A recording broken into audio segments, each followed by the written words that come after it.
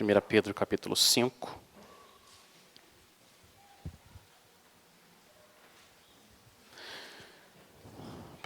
Capítulo 5, nós vamos olhar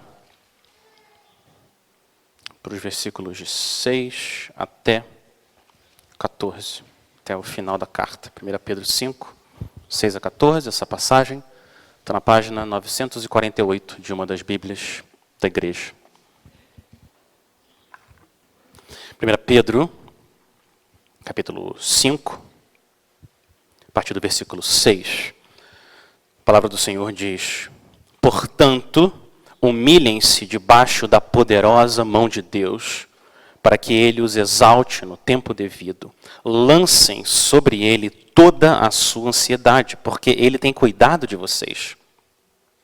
Estejam alertas e vigiem. O diabo, o inimigo de vocês, anda ao redor como leão, rugindo e procurando a quem possa devorar. Resistam-lhe, permanecendo firmes na fé, sabendo que os irmãos que vocês têm em todo o mundo estão passando pelos mesmos sofrimentos. O Deus de toda graça, que os chamou para a sua glória eterna em Cristo Jesus, depois de terem sofrido durante um pouco de tempo, os restaurará, os confirmará, os fortalecerá e os porá sobre firmes alicerces. A Ele seja o poder para todo o sempre. Amém. Com a ajuda de Silvano, a quem considero irmão fiel, eu lhes escrevi resumidamente, encorajando-os e testemunhando que esta é a verdadeira graça de Deus. Mantenham-se firmes na graça de Deus. Aquela que está em Babilônia, também eleita, envia-lhe saudações. E também Marcos, meu filho. Saúdem uns aos outros, com um beijo de santo amor. Paz a todos vocês que estão em Cristo Jesus. Vamos orar?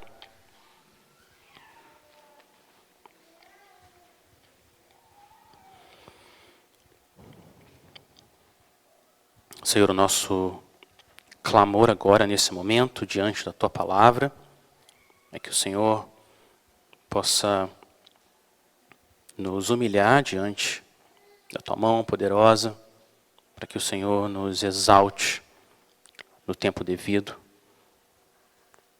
O nosso clamor é que Teu Espírito nos ajude para que a gente exulte em tudo que o Senhor é para nós, através de Cristo. O nosso clamor é também, Pai, que o Senhor faça o Teu povo perseverar em meio aos sofrimentos desse mundo, que o Senhor derrame graça e paz, para que a gente aqui traga glória ao Teu nome, até o dia em que a gente vai ver o nosso Supremo Pastor face a face.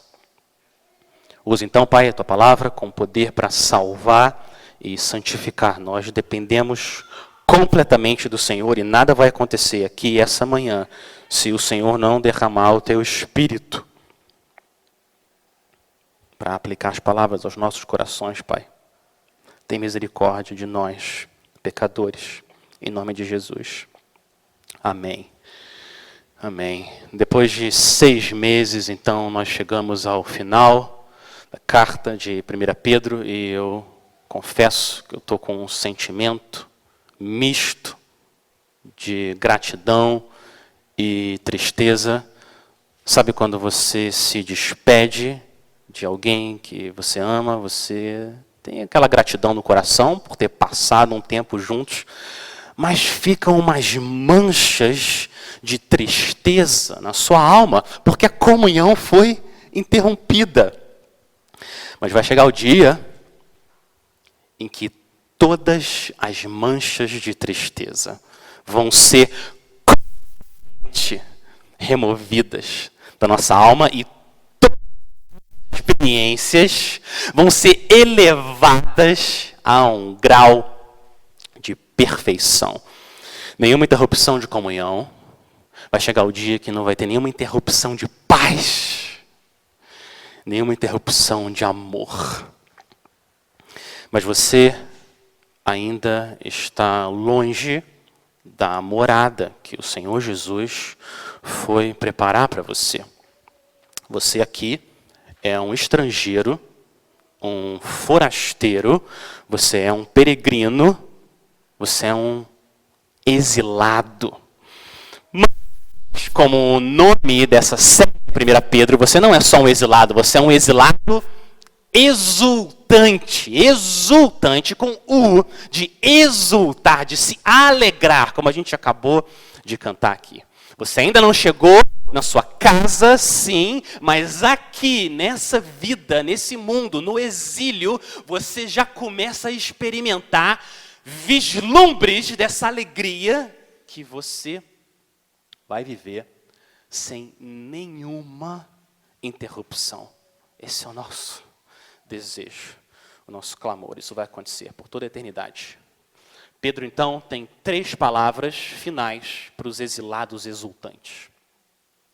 3 palavras finais, 3 itens de sobrevivência que você precisa carregar na sua jornada da cidade da destruição, que é esse mundo, até a cidade santa, que é a gloriosa Jerusalém celestial. Para a gente chegar até o fim, a gente precisa carregar na mochila da nossa alma 3 itens de sobrevivência. É disso que Pedro está falando. Humildade, vigilância e resistência. São os 3 itens que Pedro nos dá aqui. Humildade, vigilância e resistência. Primeiro item é a humildade. Um exilado é alguém humilhado. Olha o versículo 6. Portanto, humilhem-se. Humilhem-se debaixo da poderosa mão de Deus. Humilhem-se. Por que ele está dizendo humilhem-se? O versículo 6 está diretamente ligado ao versículo 5. Ele tinha acabado de escrever, olha o final do versículo 5, ele tinha acabado de citar Provérbios 3, dizendo: Deus se opõe aos orgulhosos, mas concede graça aos humildes. Portanto, humilhem-se. Se Deus está contra os orgulhosos e está a favor dos humildes, então humilhem-se. Fiquem do lado da onde existe favor da parte do Senhor e não oposição. Deus dá graça aos humildes, portanto, humilhem-se. Essa é a lógica. Agora, humilhem-se onde? Ele fala, versículo 6, debaixo da poderosa mão de Deus. Várias vezes no Antigo Testamento, a força da mão de Deus é usada para animar o povo a perseverar. Moisés disse que Deus salvou Israel com mão poderosa. Daniel, no exílio na Babilônia, orando, falou: Senhor, o Senhor é nosso Deus, que nos resgatou com mão poderosa. Então, Pedro está lembrando a gente que a mão do seu Deus é uma mão poderosa. Poderosa para salvar você, proteger você, trazer você até o fim da jornada. Interessante que no mundo grego, no mundo secular, se humilhar era uma coisa vista como ruim, pequena. Só os escravos se humilhavam. Mas vem o Senhor Jesus, os profetas e os apóstolos e dizem: no reino de Deus, se humilhar é bom. Se humilhar é bom. Essa humilhação tem um propósito. A humilhação não é o destino final. Olha a continuação do versículo 6. A humilhação é um meio para um fim. Portanto, humilhem-se debaixo da poderosa mão de Deus. Para quê? Para que Ele os exalte no tempo devido. Jesus ensinou essa verdade aos discípulos. A gente ouviu aqui, Lucas 18. Aquele que se exalta será humilhado e aquele que se humilha será exaltado. Essa é a reversão divina, é a inversão evangélica. Quem se exalta e vive como se Deus não fosse importante, como se não precisasse de Deus, esses que se exaltam, serão humilhados debaixo da poderosa mão de Deus em julgamento e condenação. Mas aqueles que se humilham como uma criança indefesa, dependente, chegando ao seu pai, esses que se humilham diante de Deus vão ser exaltados com a mão poderosa dele. Uma pergunta muito importante agora é: quando é esse tempo devido? Quando vai acontecer essa exaltação? Alguém pode pegar uma passagem dessa, juntar com o Evangelho de Lucas e dizer: meu irmão, você foi humilhado no trabalho pelo seu chefe. Espere no Senhor. Espere que você vai ser exaltado, você vai ser o dono da empresa e vai humilhar todo mundo naquele lugar. Ou alguém pode pegar uma passagem dessa e dizer: você foi humilhado pelo seu amigo, seu parente. Espera, porque você vai ser exaltado, você vai ficar rico, famoso, vai humilhar todo mundo, na sua família e nesse mundo. Essa é uma aplicação comum. Não é isso que Pedro está dizendo. As pessoas que interpretam essa passagem assim estão prometendo muito pouco. Muito pouco. Deus está prometendo muito mais aqui. Muito mais. Não exaltação limitada, exaltação temporária. Ele está prometendo exaltação eterna. Comunhão sem interrupção na presença do rei. É isso que ele está prometendo. É muito mais do que ser exaltado e reconhecido nesse mundo. A reversão divina da humilhação para a exaltação acontece na glória. A herança da glória. Essa que é a exaltação que Pedro está dizendo. Deus não está prometendo que na sua vida aqui você vai ser exaltado. Não é isso que ele está dizendo. Olha para a vida dos profetas. Olha para Jesus, humilhado, morto numa cruz. Olha a vida de Pedro. Pedro, crucificado de cabeça para baixo. Não é essa exaltação que ele está prometendo. É muito mais. Essa comunhão eterna com Cristo. Agora a pergunta, então, fica sendo: como que eu me humilho? Como exatamente acontece essa humilhação debaixo da mão poderosa de Deus? O que é essa humilhação na prática? Ele responde, é o versículo seguinte, versículo 7. A resposta de Pedro: como eu me humilho?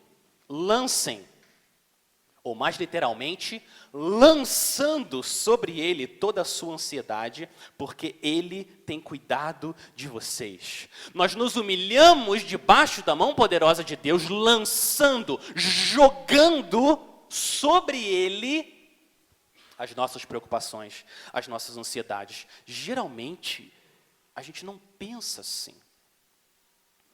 Não é natural para mim, quando eu estou preocupado, ansioso, eu pensar que eu estou sendo orgulhoso. Não é assim, geralmente, que a gente pensa sobre humildade e orgulho. A gente não faz essa conexão na nossa mente. Mas Pedro está dizendo que a preocupação, a ansiedade, é uma forma de orgulho. É isso que ele está dizendo.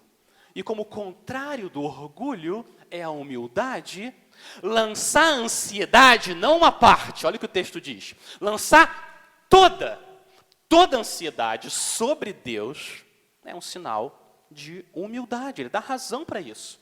Ele dá razão para a gente confiar em Deus e não ficar ansioso. O versículo 7 diz para a gente lançando sobre ele toda a sua ansiedade. Por quê? Porque ele tem cuidado de vocês. Deus tem cuidado de vocês. Não é verdade isso? Quantas vezes Deus falhou com a gente? Quantas vezes? Quantas promessas que Ele fez que Ele não cumpriu? Quantas vezes Deus mentiu? Nenhuma. O Senhor tem cuidado de nós. Então a ansiedade, olha isso, a ansiedade é um sinal de orgulho, porque a ansiedade demonstra uma falta de confiança no cuidado de Deus.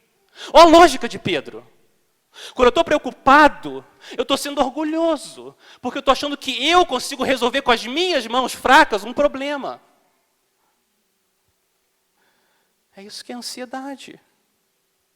A preocupação é uma forma de orgulho, porque ela nega na prática que Deus não está cuidando de nós. Ele está. Deus está cuidando de nós, porque Ele não é indiferente ao sofrimento do seu povo. Não é. Ele é compassivo, misericordioso, tardio em se irar, grande em bondade e fidelidade. Deus cuida do seu povo. E porque Deus é Deus, nós podemos confiar no cuidado dele, ao invés de ficarmos ansiosos. Para pensar. O que a gente ganha ficando preocupado? Pensa, um benefício, um só benefício da nossa ansiedade ou preocupação. Nenhum. Não tem nenhum benefício.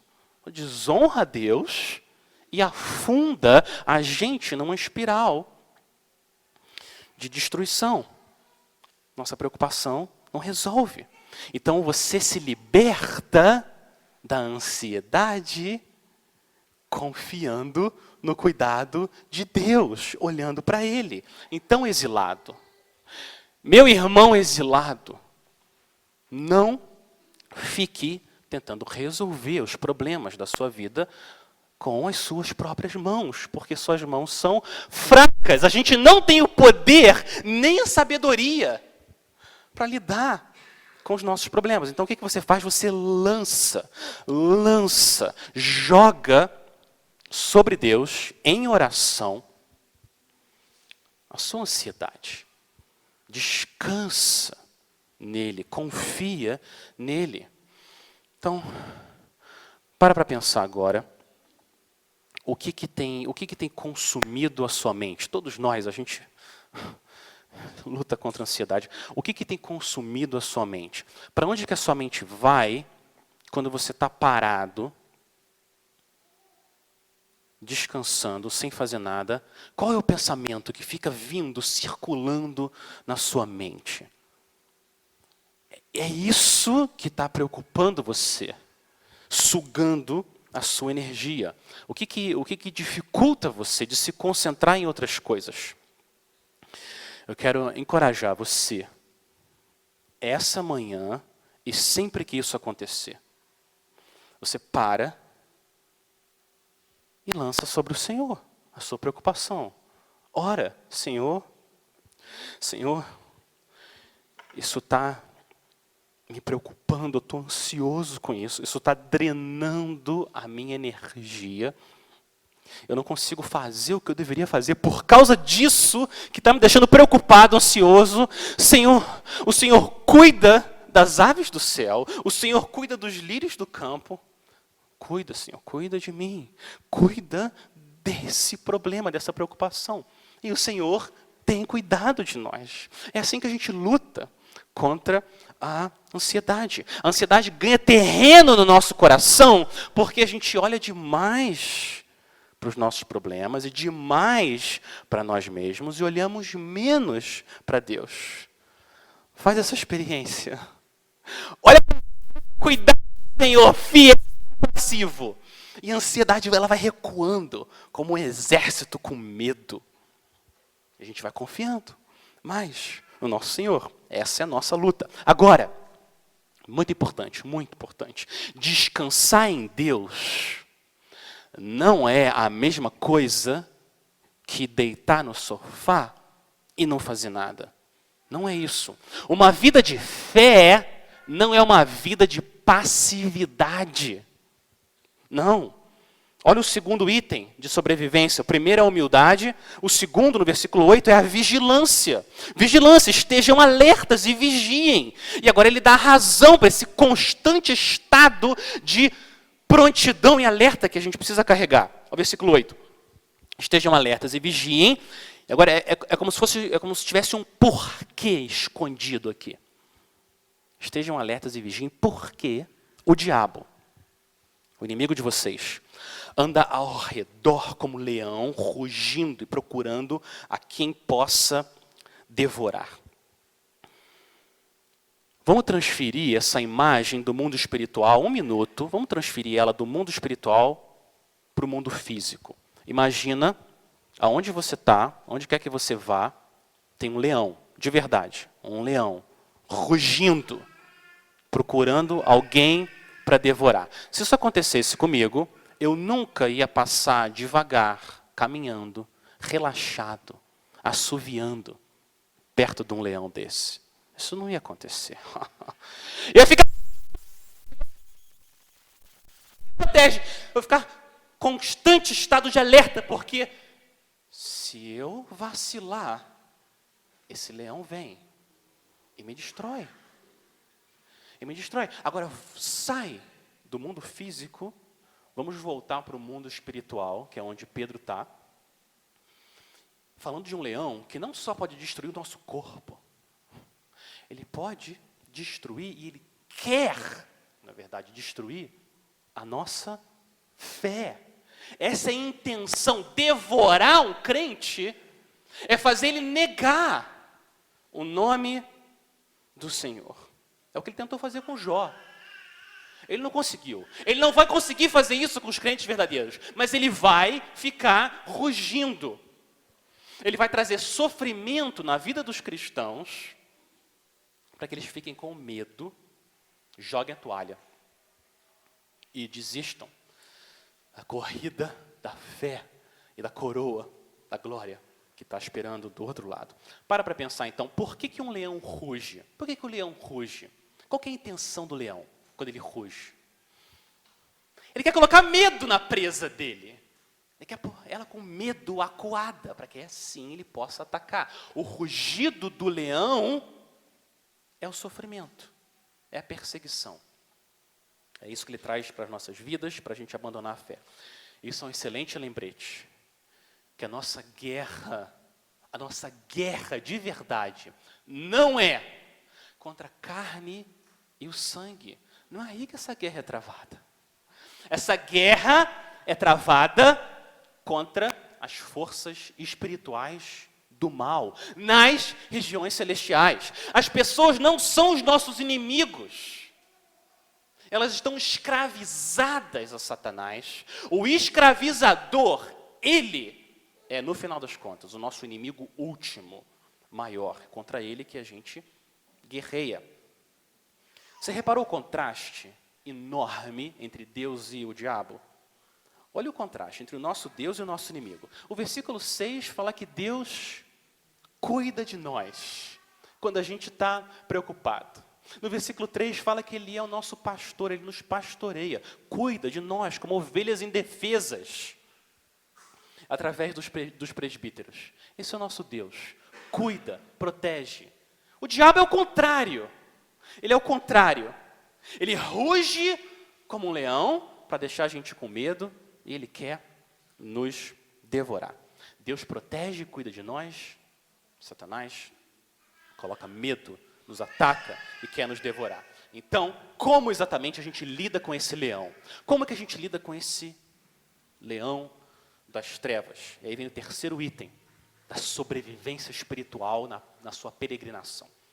Humildade, primeiro. Segundo, vigilância. E o terceiro, a resistência. Olha como ele começa o versículo 9. Resistam a ele, o diabo. Como? Como que essa resistência acontece? Resistam-lhe permanecendo firmes na fé. Assim que a gente resiste. A resposta ao diabo é a fé. Nós não resistimos com gritaria, palavras mágicas, não é assim que a gente resiste ao nosso inimigo. A gente não resiste com as nossas próprias forças, a gente resiste confiando na força de Deus. Só Ele tem poder para lutar contra um inimigo tão poderoso. É por isso que você, exilado, exultante, não entra numa tentação derrotado. Você não entra numa tentação derrotado. Não tem jeito, eu vou pecar de novo. Sempre foi assim, agora de novo, vai ser a mesma coisa. Eu vou pecar de novo. Essa não é a mentalidade de um exilado exultante, não. A gente entra na tentação contra o nosso inimigo, resistindo a ele, confiando no nosso Deus, no poder do nosso Deus. É possível você não cair. É possível você resistir.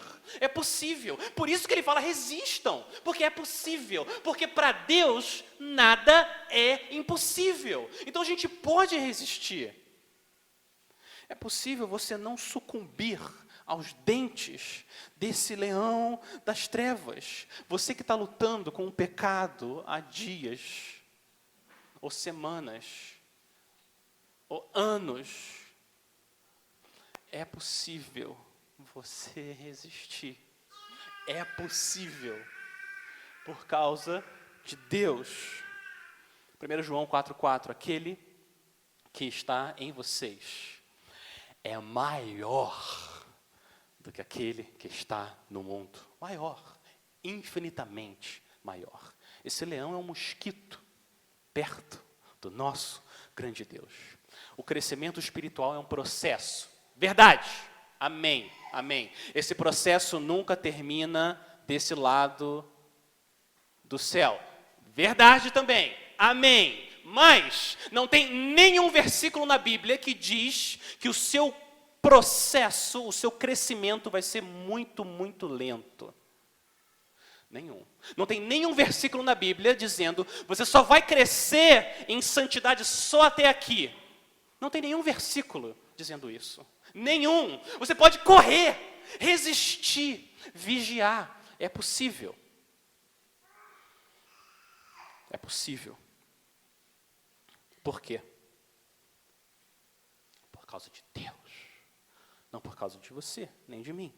Bem-aventurado aqueles que têm fome e sede do Senhor, porque eles perseverarão. Agora, olha a continuação do versículo 9, ele dá uma dose de encorajamento. Depois de ouvir essas exortações, ele dá uma dose extra de encorajamento para a gente permanecer firme. Resistam-lhe permanecendo firmes na fé, sabendo que os irmãos que vocês têm em todo o mundo estão passando pelos mesmos sofrimentos. Uma tentação que a gente passa quando a gente está sofrendo é a tentação de achar que a gente está sozinho, que ninguém vai entender o que está acontecendo, que só eu que estou passando por isso. E Pedro está dizendo, não. Olha ao redor do mundo. Todo o povo de Deus passa por esse caminho. Para chegar à glória, precisa passar pelo sofrimento. Não tem como a gente chegar ao estado de exaltação sem passar pelo estado de humilhação. Segundo ministério, portas abertas, só no ano passado, 10.000 igrejas foram atacadas. Isso dá mais de 27 igrejas por dia. Só na Nigéria, 3.530 irmãos nossos, preciosos, ovelhas do Senhor, foram mortos por causa da fé deles. Isso dá 10 ovelhas indo ao matadouro por dia. 1 em cada 8 cristãos. 1 em cada 8 cristãos vive num ambiente constante de perseguição, alta, severa ou extrema. Você não está sozinho. Você não está sozinho no seu sofrimento. Essa é a experiência do povo de Deus na peregrinação terrena. O povo de Deus está unido pela cruz, unido para a salvação e para o sofrimento. Essa é a nossa vida. Não se surpreendam. Não se surpreendam, a gente tem que lembrar um ao outro o tempo todo isso. Não se surpreendam. O Senhor disse que a gente ia trilhar esse caminho. Ele prometeu o que vai estar no final. Perseverem, resistam, humilham-se, permaneçam firmes. Agora a gente ouve tudo isso e fica pensando, isso é muito para mim. Quem sou eu? Como que eu vou conseguir? chegar até o fim, fazer tudo isso, resistir ao diabo, permanecer firme na fé. O diabo é muito poderoso, eu sou pó. Como? Como que a gente vai ter certeza, garantia, que não vai acontecer nada na minha vida que vai fazer eu desistir? Como? Como? A resposta, Pedro nos dá. A resposta é a graça soberana. Graça soberana de Deus. A gente vai permanecer firme, porque Ele prometeu que Ele vai fazer a gente permanecer firme. Essa é a nossa segurança. Olha o versículo 10, olha como começa, versículo 10. Olha a identidade do seu Deus. O Deus de toda graça. Não uma parte, toda a graça. O Senhor é uma fonte inesgotável de graça. Quanto de graça você precisa? Muito, eu também. Deus tem essa graça, uma fonte inesgotável, um oceano sem fundo, nunca acaba. Quanto mais graça Ele dá, mais graça surge. Esse é o nosso Deus, o Deus de toda graça. E olha a obra dele, olha a obra do Deus de toda graça. Versículo 10, o Deus de toda graça, que o chamou, olha o poder dele, a eleição dele, o chamou para a sua glória eterna em Cristo Jesus, depois de terem sofrido por um pouco, 4 coisas Ele promete. Os restaurará, os confirmará, os fortalecerá e os porá sobre firmes alicerces. Essas obras de Deus são como 4 muralhas divinas sendo erguidas em redor da sua fé para que você permaneça firme. É isso que Ele está prometendo. Essas 4 ações de Deus basicamente trazem a mesma ideia. A ideia é mostrar força, poder de Deus para carregar você até o fim. Como a gente sabe então que a gente não vai abandonar o Senhor no momento de sofrimento?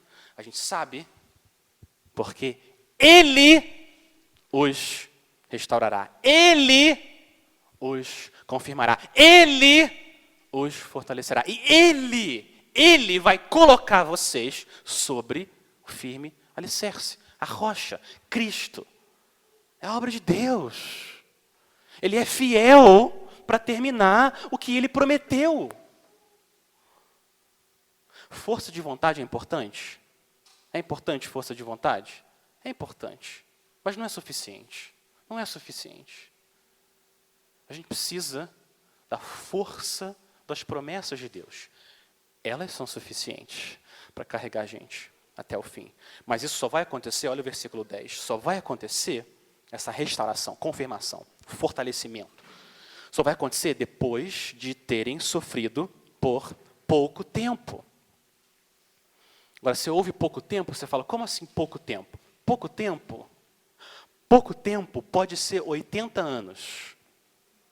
Mas Pedro continua dizendo, pouco tempo. Por quê? Porque ele está comparando esse tempo com o tempo da glória. Ele não está sendo insensível, não. O sofrimento é real, a dor é real. Ele não está sendo insensível. Ele foi açoitado, humilhado, preso. Ele não está sendo insensível. Ele está só comparando 80 anos de sofrimento com 80 trilhões de anos de exaltação, glória, comunhão sem interrupção com o seu rei. E quando isso acontece, os 80 anos quase desaparecem perto do que Deus promete ao seu povo. E qual que é a nossa resposta, então, a um Deus que promete carregar a gente até o fim? O versículo 11 é a resposta ao Deus de toda graça. A resposta é glória. A resposta é dar glória. Versículo 11. A Ele, não a nós, a Ele seja o poder para todo sempre. Amém. Quanto poder é necessário para fazer um pecador sofredor perseverar? Quanto? Quanto poder precisa para fazer alguém que é pó continuar crendo até o fim, com o diabo rugindo ao redor dele. Quanto de poder é necessário? É necessário muito poder. É necessário muito poder. É necessário poder divino. E esse poder divino está disponível a todo o povo através de Cristo. Através do Filho de Deus. O Deus de toda graça, olha isso, presta atenção. O Deus de toda graça é também o Deus de todo o poder. Isso é muito importante. Deus é, ao mesmo tempo, gracioso e poderoso. Por que isso é tão importante? Porque você imagina um Deus que seja poderoso, soberano, mas sem a graça. Imagina. Que mundo terrível seria a gente viver num lugar assim. Um mundo governado por um Deus que tem todo o poder, mas é um tirano, cruel, sem misericórdia, sem compaixão. Seria terrível viver num mundo assim. Agora, vamos para o outro lado. Imagina que Deus seja um Deus de graça. Ele é o Deus de toda graça, mas Ele não tem poder para agir no mundo. Ele tem misericórdia, Ele quer ser misericordioso, mas Ele não tem o poder para exercer a misericórdia no mundo. Também não é uma boa notícia. O que adianta? Alguém que tenha misericórdia, mas não tenha poder. Mas, o que 1 Pedro está dizendo é que o nosso Deus, de forma perfeita, é ao mesmo tempo gracioso e poderoso. Ele é o Deus de toda graça e Ele é o Deus de todo poder. Esse é o nosso refúgio. Esse é o seu alicerce, exilado, exultante.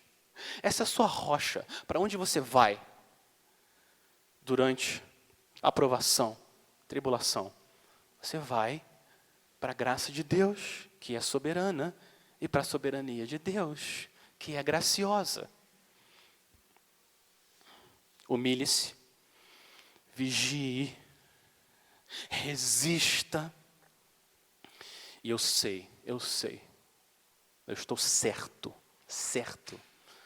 de que o Deus que começou a boa obra em vocês vai completá-la até o dia de Cristo Jesus. Essa é a nossa confiança. Ele é fiel, Ele vai terminar a obra. E olha como agora Pedro termina, então, a carta. Ele vai para o final e ele coloca, no versículo 12, ele fala do objetivo dele, ter escrito 1 Pedro. Pedro, por que você escreveu 1 Pedro? Ele vai dar a resposta. Ele fala, através de Silvano, com a ajuda de Silvano, a quem considero o irmão fiel, eu escrevi resumidamente para quê? Encorajando-os, essa é uma palavra bíblica aí, encorajando-os e testemunhando que esta é a verdadeira graça de Deus. De acordo com o próprio Pedro, ele escreveu 1 Pedro para encorajar os cristãos exilados a trazerem glória a Deus durante o sofrimento, e ele escreveu como um testemunho do que Deus vai fazer com o seu povo, que ele prometeu fazer, que é nos levar até a exaltação da glória dos céus. Ninguém faz nada sozinho no reino de Deus. Ninguém faz nada sozinho. A gente persevera, um encorajando o outro, e até enviar cartas, escrever cartas também, é uma obra de toda a igreja. Olha, o versículo 12 diz que Silvano foi quem levou a carta de Pedro até as igrejas da Ásia Menor. Silvano é o nome mais comprido de Silas.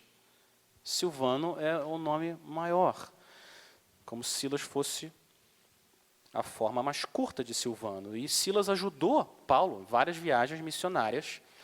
Mas olha Pedro ele ainda acha um espaço para uma exortação final. Depois de falar tudo isso, no final do versículo 12. Ele acha um espaço ainda para uma última exortação Povo de Deus, mantenham-se firmes na graça de Deus. Mais uma prova que a graça de Deus não é sinônimo de passividade. Que sentido faria ele falar para a gente se manter firme? Se é algo passivo. Não! Se manter firme não é algo passivo. É uma dependência ativa de Deus. Mas essa exortação não é um incentivo para você juntar suas próprias forças e se manter firme na graça de Deus, como tudo que ele falou ao longo da carta. Essa exortação, mantenham-se firmes na graça de Deus, eu entendo. É um meio que o Espírito Santo usa para fazer você se manter firme. O que eu estou dizendo? A palavra de Deus, as exortações, os encorajamentos da palavra de Deus são o meio que Deus usa para fazer você se manter firme. Então você vem aqui, domingo de manhã, abre a palavra de Deus e ouve, mantenham-se firmes na graça de Deus. Mantenham-se firmes na graça de Deus. O Espírito Santo pega a palavra de Deus e aplica ao seu coração e faz você se manter firme. É um meio de fazer você perseverar. Continuar crendo em Deus. Se não fosse por Ele, a gente abandonaria o Deus de toda graça. E agora vem as saudações finais. Ele termina com as saudações finais, o amor cristão em forma de despedida. Esse é o amor cristão em forma de despedida. Aquela que está em Babilônia, também eleita, envia saudações. Ele está falando da igreja de Roma aqui. A igreja de Roma é a mesma coisa que o apóstolo João fez em Apocalipse. Ele usa o nome Babilônia para falar de Roma como um símbolo de oposição ao reino de Deus. A Babilônia do exílio, que o povo de Israel estava, já nem existia mais nessa época. Então ele usa essa linguagem da Babilônia, porque ele está lá em Roma. E ao mesmo tempo ele lembra os crentes na Ásia. Nós estamos exilados. Esse mundo é uma Babilônia. É uma Babilônia. O Senhor Jesus vai voltar e vai instaurar o reino dele perfeitamente. Mas a gente está ainda exilado. E ele fala também no versículo 13, ele fala de Marcos, que ele chama do filho dele, não o amor cristão, não um filho biológico, mas um filho espiritual. Esse Marcos aqui é o mesmo Marcos que escreveu o quê? O Evangelho de Marcos. Muitos até falam que o Evangelho de Marcos é o Evangelho de Pedro, porque Marcos andou com Pedro. E agora ele termina com uma tradição que eu estava tentando cultivar aqui na IBJM, antes da pandemia, não deu muito certo. Versículo 14, saúdem uns aos outros com um beijo de santo amor. Esse aqui é o famoso ósculo santo. Era comum as famílias, na época, se cumprimentarem com um beijo. E a família da fé fazia a mesma coisa quando se reunia no domingo. Se cumprimentavam com um beijo fraternal, o ósculo santo. E por fim, olha isso, não é à toa que ele termina a carta assim. No meio de tanto sofrimento, o fogo da provação, insultos, dificuldade, ele termina a carta dizendo paz, paz, paz. A quem? A todos vocês que estão em Cristo, a bênção da paz. Aqueles que estão firmes em Cristo, experimentam da paz com o Senhor, uma paz que excede todo o entendimento. Exilados, exultantes, eu quero lembrar vocês que depois do sofrimento vem a glória, e depois da dor vem a herança, depois da cruz vem a coroa, e depois da humilhação vem a exaltação. Perseverem. Perseverem. O Supremo Pastor já foi antes de nós nos preparar uma morada. Ele comprou com o sangue dele a nossa herança. Em breve, num piscar de olhos, quando Jesus for revelado, vocês que creem nele vão exultar com alegria indizível e gloriosa, sem nenhuma interrupção. Você se humilha aqui e lá você vai ser exaltado. Vamos orar? Vamos terminar orando e agradecendo ao nosso Senhor. Senhor, obrigado pelas tuas promessas. A gente precisa desesperadamente das tuas promessas. Sem elas, a gente sabe que a gente vai desistir. A gente vai abandonar a corrida da fé, a gente vai perder a coroa da glória, mas o Senhor prometeu que o Senhor vai sim sustentar a fé do teu povo. O Senhor levanta muralhas divinas, a tua obra, através do teu Espírito, comprada pelo sangue do teu Filho, para que a gente possa em breve, Senhor, exultar com um grau de pureza celestial, sem fim. Senhor, nos ajuda a desejar cada vez mais a eternidade. Senhor, nos ajuda em meio a tudo que está acontecendo no mundo.